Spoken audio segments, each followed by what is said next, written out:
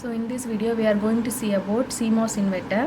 Under this topic we will cover DC characteristics, switching characteristics and power dissipation, and in this video we will see about this DC characteristics. First of all, this DC characteristics used to analyze the values change in V out for corresponding V in. So this DC analysis determine the output voltage for the given value of input voltage, and this characteristics of an inverter are explained with voltage transfer curve, and this curve taken between this V in and V out, and this VTC is obtained by varying the input voltage V in the range from 0 volt to VDD and finding the corresponding output voltage V out. So first consider this is the CMOS inverter and this is a PMOS, and this PMOS is considered as MP here, and this is NFET or NMOS, this is considered as MN, and the voltage is given to the gate of this two terminal. These two are connected together, and V in is given to this gate terminal, and V out is taken out at this point. So this is the CMOS inverter circuit, and the design parameters mainly depend on the width and length of this NFET and PFET. So this is the designing parameter in design of CMOS devices. So W, we have to find the ratio between this PFET NFET in terms of its width and length. So considering this PFET, that cut-in voltage is less than 0, and this is a transconductance. Transconductance is equal to Kp dash into W by L, and this Kp is design parameter, and also for NFET this cut-in voltage is greater than 0 and beta n is equal to Kn dash W by L. So how it operate as an inverter? First, if you give the V in that is equal to 0 volt, MP is on. At that time Mn is off, so we will get the output as VDD. So the highest output voltage in inverter is VOH, that is highest output voltage, that is equal to VDD. Similarly, if this V in is equal to VDD, Mn is on and V out is equal to 0, so the output low voltage that is equal to 0 volt. Similarly, the range for logic 0 in input side is the input voltage is greater than 0 and less than input low voltage. We can define that as a logic 0 value, and similarly for logic 1, this V in is greater than high input voltage and less than VDD. That point we can define logic 1 value. So this is the noise margins, and this is for true state, that is high state, that is for logic 1, that is equal to output high voltage minus input high voltage, and this is for low state, that is logic 0 state. The condition here is input low voltage minus output low voltage. So this is the voltage transfer curve of inverter. So we will get VDD when MP is on and Mn is off, and we will get 0 when Mn is on and MP is off, and in ideal case we will get the 0 and 1 here. So in a square wave pulse like we will get the output, but in real case we will get a slope between this transaction from VDD to 0. So we have to find the mid value, and taking that mid value less than this mid value we will define that is logic 0, and greater than this mid value we will define that is a logic 1 value. So our aim is to find the midpoint voltage Vm.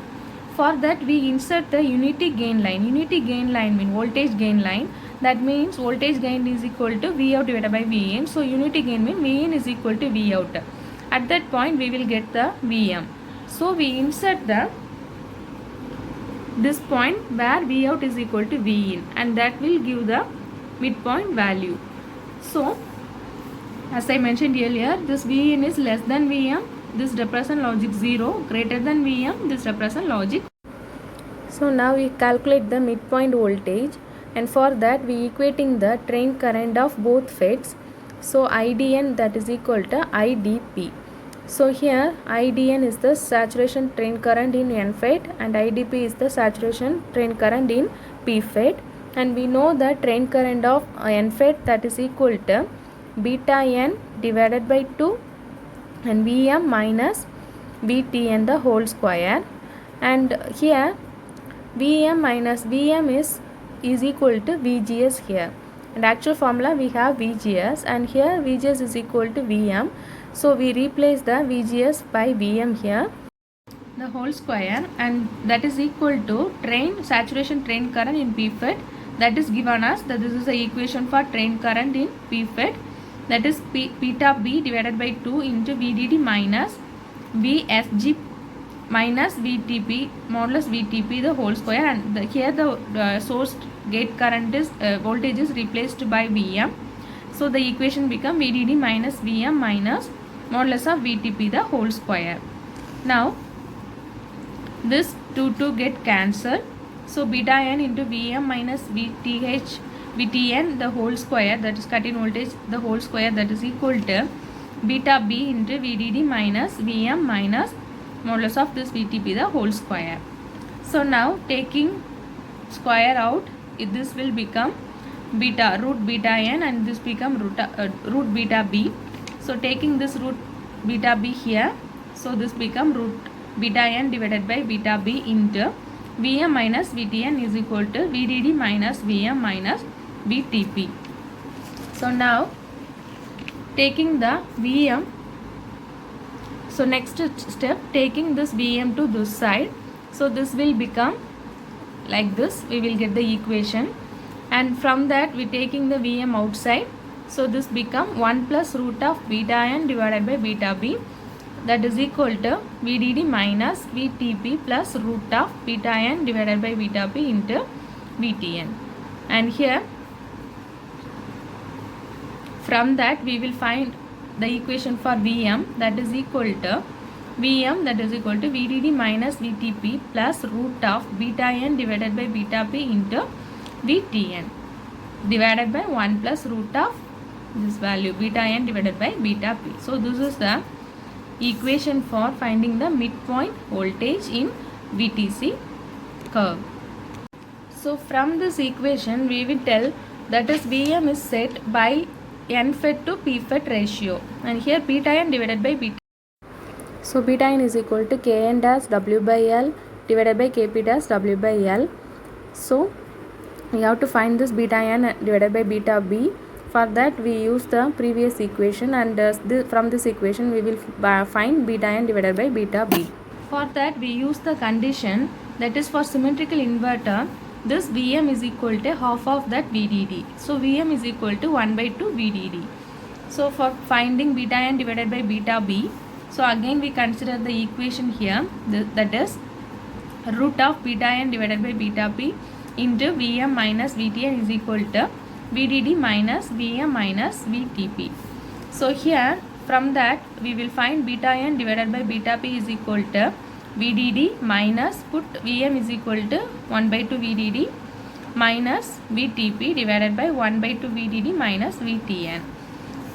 So beta n divided by beta B is equal to 1 by 2 VDD minus Vtp divided by 1 by 2 VDD minus Vtn the whole square, and this is also another one important equation. So we have to find Vm and beta n divided by beta B. So now we solve this problem. Consider a CMOS process with the following parameter: Kn dash is equal to 140 mu A divided by V square, Vtn is equal to plus 0.7 volt, and Kp dash is equal to 60 microamps divided by V square, and Vtb is equal to minus 0.7 volt with VDD equal to 3 volt.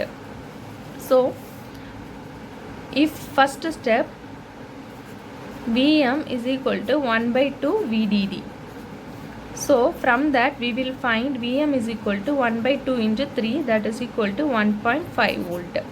So Vm here is 1.5 volt. So next one we have to find beta n divided by beta B. For that we know the formula Kn dash W by L divided by Kp dash W by Lp, where Kn is 140 and Kp is 60 into W by L n divided by W by L P. So we will get 2.33 W by L N divided by W by L P. And consider this. So now we are considering this is a symmetrical design. So we put this beta n is equal to beta p is equal to 1. So this become 1. So now W by L B is equal to 2.33 into W by L N. So and this shows that this P FET must be about 2.33 times larger than this N FET, and this is the condition for getting the symmetrical inverter. And next we have to find the actual VM value, and here the condition we take this VM is equal to symmetrical inverter, and next we have to find the actual VM with the condition this parameter W by L is same for both P FET and N FET. Beta B value we will find VM once again. For that we have the value that is VDD minus V, and find VTP plus root of beta n divided by beta p Ptn divided by 1 plus root of beta n divided by beta p. So this is the equation for finding VM. So put all the value. VDD here is 3 and VTP is this is more or less, so 0.7. Here the value is minus 0.7, so here more or less, so we will put 0.7 only, and root of 2.33, and VTN is 0.7 divided by 1 plus root of 2.33. So solving this we will get 1.33 volt. So this is the shift from, and here we will get for symmetrical inverter the VM value is 1.5, but actual value we will get 1.33 volt. So we can declare that this beta n divided by beta b, and modifying this value we can adjust the VM value. So for greater this ratio we will get lower VM value. So this is for beta n divided by beta b is equal to 1. So we will get the VM here, and this is for 1.5 value. So we will get VM here. For 2.5 we will get VM here. So the VM value totally depend on this beta n divided by beta b value.